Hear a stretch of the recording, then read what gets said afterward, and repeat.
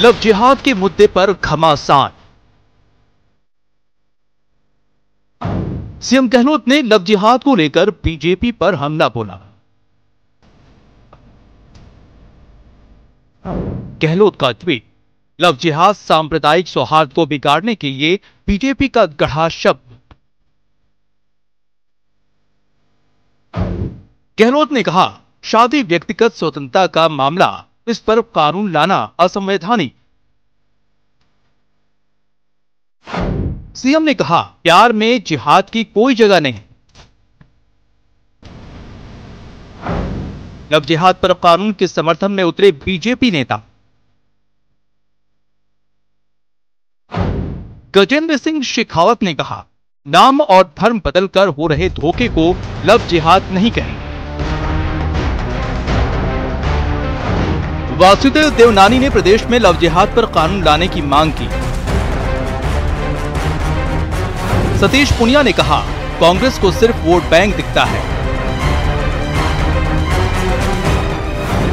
Love जिहाद पर सियासी घमासान। नमस्कार, बहुत स्वागत है आपका। प्राइम डिबेट देख रहे हैं आपके साथ में जेपी शर्मा। लव जिहाद को लेकर सियासत गर्म है। मध्य प्रदेश सरकार इसके खिलाफ जल्द कानून लाने जा रही है और दूसरे भाजपा शासित राज्यों में इसे फॉलो किया जाएगा। भाजपा का शुरू से मानना रहा है कि धर्म छुपाकर सुनियोजित तरीके से शादी करना और फिर धर्म परिवर्तन कराना लव जिहाद के तहत एक दूरगामी एजेंडे का हिस्सा रहा है। कांग्रेस इसे भाजपा का इमोशनल कार्ड करार देती रही है। हालांकि कुछ अर्सा पहले तक ज़्यादातर बातें किसी भी तरफ से तर्क के रूप में सामने नहीं आई थी, लेकिन अब बहस कुछ तेज है और अपने अपने तर्क भी हैं। लव जिहाद पर कानून का समर्थन करने वाले कहते हैं कि धर्म परिवर्तन कर शादी करने वालों को पहले सरकारी एजेंसियों को सूचना देने में क्या दिक्कत है। तो विरोध करने वालों का तर्क है कि वयस्क व्यक्ति शादी किससे करे, यह तय करना सिर्फ उन दो व्यक्तियों का काम है जो शादी करने जा रहे हैं। शादी में तीसरे आदमी का दखल कबीलाई दौर की चीज़ थी जो अब खत्म हो चुकी है। कल पूर्व मंत्री वासुदेव देवनानी ने राजस्थान में भी इस तरह का कानून बनाने की मांग की। आज खुद सीएम ने इस तरह के कानून की ज़रूरत को ट्वीट करके खारिज किया। तो कुल मिलाकर बहस चरम पर है और इन सवालों के इर्द गिर्द घूम रही है कि लव जिहाद की परिभाषा आखिर क्या मानी जाए।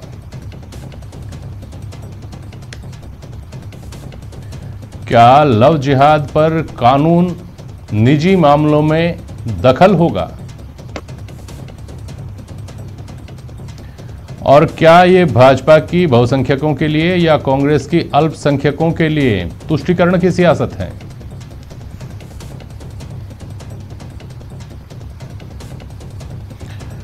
हमारे साथ प्राइम डिबेट में आज पूर्व मंत्री और वरिष्ठ भाजपाई वासुदेव देवनानी साहब जुड़े हुए हैं। कांग्रेसी दिग्गज पूर्व विधानसभा उपाध्यक्ष कांग्रेस के वरिष्ठ नेता रामनारायण मीणा जी हमारे साथ हैं और हारून रशीद साहब हैं, सचिव हैं आप जमाते इस्लामी हिंद के। बहुत स्वागत करता हूं मैं आप तीनों का। देवनानी साहब, आपके पास ही आऊँगा पहले। और जो अभी मैंने डिबेट जहां से खोली वो पहला सवाल था जो सबके जहन में है कि कानून की नज़र में, सिस्टम की नज़र में तो अभी तक लव जिहाद की कोई परिभाषा तय हुई नहीं है। क्या परिभाषा मानी जाए फिर इसकी? लव जिहाद की कि अपना नाम छुपा करके उसके बाद उसको अपने धर्म में धर्मांतरण की बात करो, दबाव डालो और उसके बाद कई केसेस ऐसे आए जहां पे बच्चियां निश्चित रूप से अपने आप को असहाय पा करके उसमें तो सुसाइड कर दी है, छोड़ के माँ बाप के घर। और आज हो गए किस तरह से मेरी बच्ची घर बैठे धोखा देकर के चला गया। तो इस प्रकार के इस प्रकार का चली जा रही है।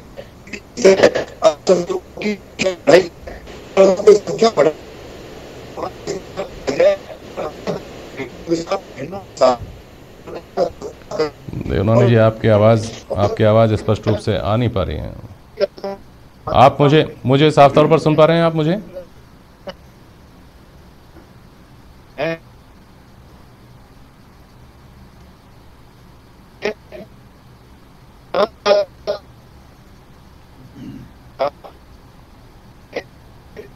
देवनानी जी के पास मैं वापस जाऊंगा। देवनानी साहब, मैं आपके पास वापस आऊंगा। आपकी आवाज़ साफ नहीं आ रही।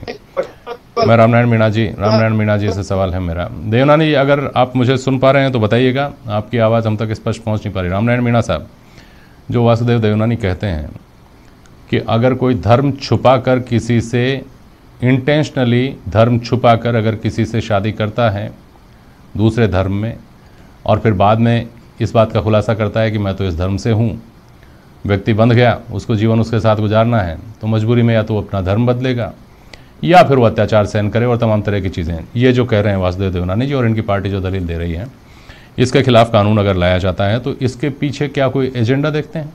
देखिए जेपी साहब, हर आदमी अपने अपने तरीके से इसको इंटरप्रेट कर रहा है। मेरे पड़ोस में एक मुस्लिम बालिका एक हिंदू लड़के के साथ शादी की, धर्म परिवर्तन की जरूरत नहीं पड़ी, उन्होंने हाँ ये जरूर है नाम बदल लिया। तो ये हर धर्म में, हम यहाँ परिभाषा केवल यही कर रहे हैं कि मुस्लिम जो हिंदू बच्चियों को ले जाते हैं वो लव जिहाद होता है। लव जिहाद का मतलब दूसरे धर्म के बच्चे या बच्चियों को जिस तरह से किया जाता है वो सबका अलग अलग तरीका है। लेकिन ये कानून हमारे कॉन्स्टिट्यूशन में भी है, आईपीसी में भी है, किसी के साथ जबरदस्ती शादी होती है, 420 के केसेस रजिस्टर होते हैं और सब कुछ होता है। फिर इसको इतना ले जा करके देश का माहौल खराब करने के बजाय इसको शांतिपूर्ण तरीके से बैठ करके या संसद में बैठ करके प्रधानमंत्री जी को कानून बनाना चाहिए कि एक धर्म का बच्चा या बच्ची दूसरे धर्म की शादी करते हैं तो इसका मायना क्या है। ये कहाँ लिखा है कि दोनों बच्चे बच्ची साथ नहीं रह सकते? आजकल तो शामिल रह करके भी बिना शादी के रह रहे हैं। तो उस जमाने में कोई इसका आधार निकालना चाहिए। ऐसे नहीं बैठेगा तो हर आदमी को अपन वो करके माहौल ख़राब करें। तो बिल्कुल सही कहा है कहने वालों ने कि ये बड़ा अजीब स्थिति पैदा हो गई है। इसको किसी एक धर्म से जोड़ करके देश का माहौल ख़राब करने के बजाय इसको समानांतर रूप से सोचना चाहिए, क्योंकि यहाँ जितना जातवाद हो गया, आप देखिए हिंदू समाज में सबसे ज़्यादा कास्टिज्म है। एक बच्ची अपनी जाति में शादी नहीं कर पाती, गरीबी कैसे सबसे ज़्यादा डॉवरी है, वो भारत सरकार रोक नहीं सकती, वो अपनी शादी कहीं ना कहीं करेगी। उसके माँ बाप गरीब व्यक्ति हैं, वो कहीं ना कहीं शादी करेंगे। क्रिश्चियन में भी कर सकते हैं, हिंदू में भी कर सकते हैं, दूसरी जाति में भी कर सकते हैं। और हिंदू धर्म में तो साफ है कि एक जाति का आदमी दूसरी जाति का नहीं कर सकता। क्या वो लव जिहाद नहीं है या वो धर्म परिवर्तन मतलब जात परिवर्तन नहीं है? ये सारी बातें देख करके हमें बड़ा अहम विचार करना चाहिए और ये सेंट्रल कानून बनना चाहिए। अलग अलग स्टेट में, मध्य प्रदेश ने बनाया, राजस्थान ने बनाया, ये केवल वहाँ थोती वाई लूटना है। तोती वाई लूटने के बजाय हमें सेंट्रल कानून बनाना चाहिए और इस चीज़ को, इस परिप्रेक्ष्य को पटाक्षेप कर देना चाहिए। कहीं जाति होती है, कहीं ज्यादती होती है तो उसको उसी ढंग से डील करना चाहिए, इसकी सज़ा बढ़ा देनी चाहिए। जी जी साहब। ठीक है। देवनानी जी सुन पा रहे हैं सर?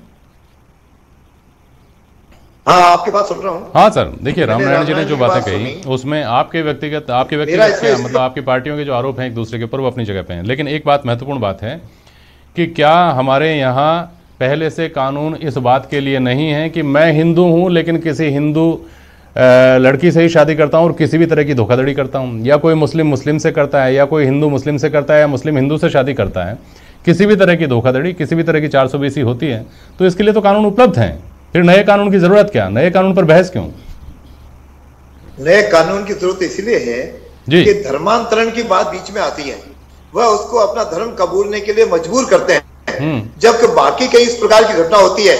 आज आप इतिहास उठा करके देख लो, जितने मुसलमान बच्चों ने हिंदू बच्चियों के साथ किया है, मुझे बता दें, इक्का दुक्का रामनारायण गिना पाएंगे जो है हिंदू लड़के ने किसी मुस्लिम बच्ची का, वहां तो एकदम से उखड़ पड़ते हैं। तो सांप्रदायिकता तो उधर से फैलती है। यानी अधिकांश जो है ये मुस्लिम बच्चे हिंदू बच्चियों को बहला फुसला के, इनका गरीब व्यक्ति तो गरीब के धन का प्रलोभन देके नहीं तो शादी करते हैं। तो इस प्रकार धर्मांतरण की बात करके जिस प्रकार का सांप्रदायिक स्वरूप यह इस राज्य में लगातार बढ़ता जा रहा है, उसको रोकने के लिए कानून बनाने में इनको आपत्ति क्या है? ठीक है, यानी कानून ये बनेगा तो निश्चित रूप से मेरी गरीब बच्चियों का, जो हिंदू बच्चियां, उसको निश्चित रूप से प्रोटेक्शन मिलेगा, उनके सम्मान की रक्षा होगी, उसकी आज आवश्यकता है। और उसके लिए इन्होंने इसको कह दिया कि मुख्यमंत्री जी का जो मुझे ट्वीट जो दिखा, ये मैं सोचता हूँ इनका शायद उन्होंने गहराई से इस विचार को विचार ही नहीं किया, केवल इसको सांप्रदायिकता और बीजेपी का एजेंडा। अरे बीजेपी का एजेंडा राष्ट्रीय एजेंडा है, इसका पूरे देश भर में। आप कर्नाटक के उठा के देख लो, केरल का एग्जाम्पल उठा के देख लो, वहां बड़ी मांग हो रही है। इस प्रकार की वहां पे रोज जो है घटनाएं हो रही हैं कि हिंदू बच्चियों को भगा के ले जाया जा रहा है। गरीब बच्चियां जाकर प्रलोभन दे रही है। इस प्रकार का जनरेशन और बनाने के लिए मैं दावे के साथ कहता हूं, आप पता लगाइए कि आज तक कितने हिंदू लोगों ने मुस्लिम बच्चियों के साथ शादी की और कितने मुस्लिम बच्चों ने हिंदू बच्चियों के साथ शादी की, तो आपको स्पष्ट आ जाएगा कि कहां गड़बड़ हो रही है। इस प्रकार का और वो सब लव जिहाद की वजह से हो रही है, आइडेंटिटी छुपा छुपा कर ही हो रही है। हाँ, तो आइडेंटिटी नहीं छुपनी चाहिए, इसलिए कानून बने कि केंद्र में आप जो है ना कलेक्टर के यहाँ या किसी का अपना रजिस्ट्रेशन कराने की बात करें। यदि करोगे तो आपके 5 साल की सजा होगी। उसका सहयोग करोगे, जो मध्य प्रदेश कानून बनाने जा रहा है, यूपी बनाने जा रहा है, गुजरात में इसकी चर्चा है, उसको राजस्थान में बनाने में इनको दिक्कत क्या है? अच्छा ये बताइए रामनारायण मीणा साहब, ठीक है, और सब चीज़ें अपनी जगह पे हैं। मैं एक सवाल मेरा, आप अपनी बात भी बोलिएगा, मेरा ये सवाल है कि अगर इस तरह की व्यवस्था कर दी जाती है कि आपने प्यार किया, आप शादी करने जा रहे हैं, आप दोनों निष्पाप निष्कलंक हैं, अपनी अपनी जगह बिल्कुल सही हैं और कोई धोखाधड़ी आपके मन में नहीं है, तो रजिस्ट्रेशन कराने में क्या हर्ज है? देखिए, रजिस्ट्रेशन कराना चाहिए, कानून सम्मत है, और यदि कोई रजिस्ट्रेशन नहीं करा उसको सजा होनी चाहिए। लेकिन मैं एक बात आपसे अर्ज करना चाहता हूँ, चूंकि हम हिंदुस्तान में रहते हैं, सबसे ज्यादा हिंदू धर्म में ये बेईमानियां क्यों हो रही है कि लोग हिंदू धर्म छोड़ के जा रहे हैं। मुस्लिम छोड़ के नहीं जा रहा, ईसाई धर्म छोड़ के नहीं जा रहा, यहूदी धर्म छोड़ के नहीं जा रहा। आखिर हिंदुओं के जो भी हमारे मसीहा है, बैठे हुए हैं, जगत गुरु हैं, उन्होंने इस धर्म को मोल्ड क्यों नहीं कर रखा? हम सबको साथ नहीं, ये हो रहा है, इसीलिए ये चीजें आ रही है, इसीलिए ये चीजें आ रही है। अच्छा। नहीं तो ये कभी नहीं आती। आज हिंदुओं में ही फिरका परस्ती क्यों है? जब ये एक जाति से दूसरी जाति में नहीं कर सकते, जातवार कर देते हैं। वही स्थिति आज मुस्लिम से कोई पता नहीं मीणा जी, हमारा विषय तो ये नहीं है। और मैं तो एक बात और समझने में तो मुझे थोड़ा ये भी समझाइए कि जातिवाद के बारे में तो कहा जाता है कि जातिवाद की गहराई आज से 100-200 साल पहले ज्यादा थी, तो उस वक्त तो इस तरह की तो प्राइम डिबेट में मसला ही नहीं आता। आज इसको ठीक कर दीजिए, मैं कहता हूँ हिंदू धर्म बढ़ता जाएगा। हिंदू धर्म सिकुड़ता क्यों जा रहा है? ये इसी का एक पार्ट है। ये भी नहीं, मुझे बताइए, ये तो एक स्थापित सत्य है कि जातिवाद की गहराई किसी जमाने में सदियों पहले ज्यादा थी, तब तो इस तरह के विकल्प नहीं ढूंढे गए थे। आप भी तब तो इस तरह के विकल्प नहीं ढूंढे गए थे कि हिंदू धर्म में बुराइयां हैं, इसलिए दूसरे धर्म में जाकर शादी कर लो। क्या दिक्कत आ रही है आपको? आप भी हिंदू, हम भी हिंदू हैं। हमारा जितना फिरका परस्ती है, जितना छुआछूत है, किसी दूसरे धर्म में है क्या? मुसलमान बात करता है संप्रदाय के नाम से, किसी दूसरे धर्म में है क्या? नियमों को तोड़ा, धर्म के नाम पे आपने देश का बंटवारा किया। ये बात तो खैर मुझे मेरी समझ से परे है कि लड़कियां इसलिए शादी करती हैं, लेकिन ये जड़ है। हाँ, जड़ होगी, बिल्कुल होगी। मैं ऐसा मानता हूँ। इसलिए लड़कियां प्यार कर बैठती हैं, इसलिए लड़के प्यार कर बैठते हैं। उनके सरकार कोई सेव करती नहीं अपने समाज में। प्यार, इश्क, मोहब्बत जिसके चलते शादियां होती है और इंटरकास्ट और इंटर रिलीजन शादियां होती है, तो उसका मुझे नहीं लगता कि इन सब चीजों से कोई ताल्लुक है। लेकिन एक बात बताइए हारून रशीद साहब, हाँ आप कुछ बोलना चाह रहे हैं, पहले अपनी बात बोलिए। लेकिन मेरा एक सवाल भी है आपसे रशीद साहब, मैं वापस आता हूँ मीणा साहब आपके पास। रशीद साहब एक बात ये भी बताइए कि लव जिहाद, मैं अपनी बात यहाँ से शुरू करता हूँ कि अगर कश्मीर में से 370 हटती है तो हिंदू मुसलमान, जबकि वहाँ मुसलमानों का कोई लेना देना नहीं। 3 तलाक पर फैसला आता है तो हिंदू मुसलमान, जबकि वहाँ हिंदुओं का कोई लेना देना नहीं। अब लव जिहाद का मतलब ऐसा तो है ही नहीं कि मुस्लिम लड़का अगर कोई अपनी आइडेंटिटी छुपाकर हिंदू लड़की से शादी करेगा तो उसके खिलाफ कार्रवाई होगी। ये तो सबके लिए है, अगर कोई धर्म छुपाकर धोखाधड़ी से शादी करता है तो उसके खिलाफ कार्रवाई होगी, कानून लाया जाए। तो इसमें कहाँ हिंदू मुसलमान? हारून रशीद साहब, देखिए, अभी तक जिस तरीके से इन सरकारों का जो रवैया रहा है, बीजेपी सरकारों का, तो उससे उनकी जो नीयत है वो सामने आ जाती है। अच्छा। अभी तक इन्होंने जो जो मुद्दे उठाए हैं उसमें कहीं ना कहीं पर इन्होंने मुसलमान को इन्वॉल्व रखा है। तो अब इससे ये बात सामने आ जाती है कि इस कानून की आड़ में ये एक तो सांप्रदायिक ध्रुवीकरण करना चाहते हैं, ये अच्छा, समाज का उसका बंटवारा करना चाहते हैं। समाज के अंदर ये धारणा स्थापित करना चाहते हैं कि मुसलमान युवक धोखेबाज होते हैं, इनका बहिष्कार किया जाए और इनको जेलों के अंदर डाला जाए, सजा दी जाए इन लोगों को। अच्छा, एक तो ये धारणा स्थापित करने की कोशिश हो रही है, इसीलिए इसको हिंदू मुस्लिम नजरिए से देखा जाना चाहिए। अच्छा, हिंदू मुस्लिम नजरिए से देखा जाना चाहिए लव जिहाद पर आने वाले कानून को, और इसलिए देखा जाना चाहिए कि ये धारणा स्थापित हो जाएगी। इससे कैसे हो जाएगी? आज जो कानून है उसके तहत क्या ऐसे लड़कों पर कार्रवाई नहीं हो सकती? पहले से भी बने हुए हैं। हाँ, बस तो फिर कानून तो पहले से बने हुए हैं, इससे क्या धारणा स्थापित होती है? तो आप ये तर्क दीजिए ना कि जो कानून है कि नियत सही नहीं है। मेरी बात सुनिए, अगर आप तर्क देते हैं तो ये तर्क आपका समझ में फिर भी आ सकता है कि अभी भी तो कानून है, उसके तहत भी तो कार्रवाई हो सकती है, उनके तहत क्यों नहीं कार्रवाई हो रही है? अगर ऐसे मामले हैं तो फिर उसका इस्तेमाल क्यों नहीं कर रहे हैं? क्यों दूसरा कानून ला रहे हैं? चलिए ठीक है, दूसरा कानून लाने का मतलब यही है कि नियत सही नहीं है। ठीक है। देवनानी जी, जो रामनारायण मीणा जी ने कहा, क्या उस बात पर गौर नहीं किया जाना चाहिए? हालांकि मैं ये मानता हूं, ये मेरी व्यक्तिगत मान्यता है कि शादी के लिए जब लड़के लड़कियों में योग्य युवक युवती कहूँगा मैं उनको, उनमें जब आपस में रिश्ता कायम होता है तो उसमें वो इतिहास पढ़कर केमिस्ट्री, बायोलॉजी, फिजिक्स, हिंदू, मुस्लिम, फला ढिमका ये सब पढ़कर नहीं होता। उसके बाद वो तय करते हैं कि हमको रास्ता क्या निकालना है। लेकिन रामनारायण जी कह रहे हैं कि हिंदू धर्म में आई बहुत सारी ऐसी बुराइयां जिनके चलते भी लोग हिंदू धर्म से छिटक कर दूसरी तरफ जा रहे हैं, जिसका नतीजा ये है। देवनानी जी,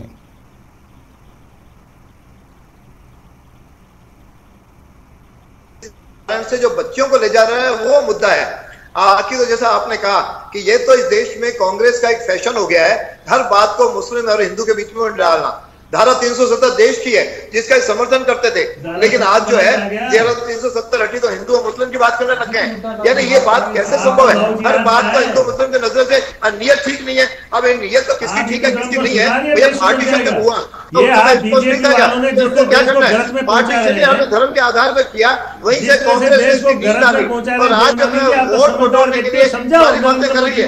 इस तरह की प्राइम मिनिस्टर बनना जरूरी नहीं है, देश बचाना जरूरी है, देश आगे बढ़ाना है। ये हिंदू नहीं देखिए, ये रामनारायण जी का कहना तो समझ में आता है। अरुण रशीद धर्म की बुराइयां ढूंढने लगेंगे तो आप सारी दुनिया में घूम कर आ जाएंगे। ऐसा एक इंसान को जिसने पाप ना किया हो, जो पापी ना हो, आप जहां जाएंगे जहां हाथ रखेंगे वहीं दर्द नजर आएगा। सब जगह कुछ ना कुछ कमियां हैं। लेकिन देवनानी जी, आप ये मुझे एक सवाल का जवाब दीजिए कि 18 साल की उम्र में लड़के को ये समझ में आ जाता है, लड़की को ये समझ में आ जाता है कि इस देश को कौन सी सरकार अच्छे तरीके से चला सकती है, उसको मताधिकार मिल जाता है। जिस व्यक्ति को अपनी सरकार चुनना समझ में आ जाता है 18 साल की उम्र में, क्या उसको अपना जीवन साथी चुनना समझ में नहीं आएगा और एहतियात के साथ चुनना समझ में नहीं आएगा? देवनानी जी, चुनना समझ में यदि आता होता तो फिर परिवारों की जरूरत ही नहीं पड़ती। परिवार उसमें सहायक बनता है, उसकी इच्छा सरोबरी होती है। इच्छा के साथ आज भी आपके कोई बेटे बेटियां होंगी तो आप उसमें इन्वॉल्व होते भी नहीं, क्या उनको स्वतंत्रता दे दो कि सारे बच्चे बच्ची जाके जिसको चाहो उसको पसंद कर लो, हम आप कुछ नहीं बोलेंगे। फिर ये काहे के 16 संस्कार और काहे के वेदी और काहे के, और आपको क्या है, ये तो कानून ने आजादी दे रखी है, ये आजादी तो कानून ने दे रखी है। व्यक्ति वयस्क हो गया, बालिग हो गया तो आप शादी छोड़िए, शादीशुदा व्यक्ति को अपनी मन मर्जी से दूसरी शादीशुदा महिला के साथ अगर संबंध बनाते हुए पाया गया अपनी मर्जी के साथ, तो भी कानून ने इजाजत दे रखी है। अभी अमेंडमेंट हुआ है। तो सबको एक शादी करने का प्रावधान कर लो ना, एक ही संविधान है तो फिर देवनानी जी, देश के प्रधानमंत्री से सुप्रीम कोर्ट में आज रात के 12 बजे जजेस का ट्रांसफर कर रहे हो, उनसे मर्जी है। हमारे ऊपर क्यों तलवार लटका रहे हो? आपको मैं बता दूं, परसों ही यहाँ पे कॉमन सिविल कोड, देवनानी जी, परसों ही राष्ट्रीय महिला आयोग की जो वहां से RTI के तहत जो उन्होंने ये बताया कि लव जिहाद का उनके पास में कोई डेटा नहीं है, जबकि उनकी जो अध्यक्ष है रेखा शर्मा, वो ये सार्वजनिक रूप से ये कहती रही है कि लव जिहाद का मुद्दा है। लेकिन जब उनसे पूछा गया RTI के तहत तो उन्होंने कहा कि हमारे पास कोई डेटा नहीं है। एक मुस्लिम IS के साथ शादी की, अब तलाक की उसको अर्जी देनी पड़ी है जब वो दबाव में नहीं आई।